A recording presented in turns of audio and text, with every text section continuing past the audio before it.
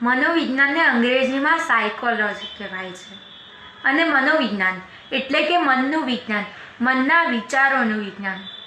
સામેવાળાના મનમાં શું ચાલી રહ્યું છે એ મનોવિજ્ઞાન દ્વારા આંતરનિરીક્ષણ પદ્ધતિ દ્વારા જાણી શકાય છે.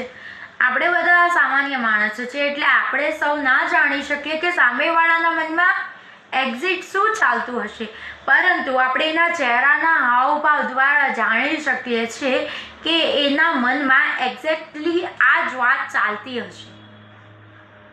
એટલે એક્ઝેક્ટલી નહીં, પરંતુ 100માંથી 50% તો આપણને અંદાજો આવી જ જાય છે કે એના મનમાં આ જ વાત ચાલતી હશે અથવા તો કંઈક થયું હશે.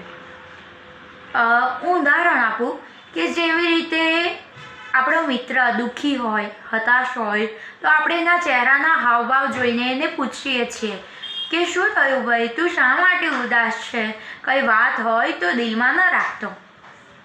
તો એ આપણને એવું કહેશે, ના ભાઈ હું તો બહુ જ ખુશ છું. પરંતુ આપણે એના ચહેરાના હાવભાવ દ્વારા પરખી શકીએ છીએ કે ખુશ છે કે પછી ખુશ થવાનું નાટક કરે છે. તો ધેટ ઇઝ ધ સાયકોલોજી.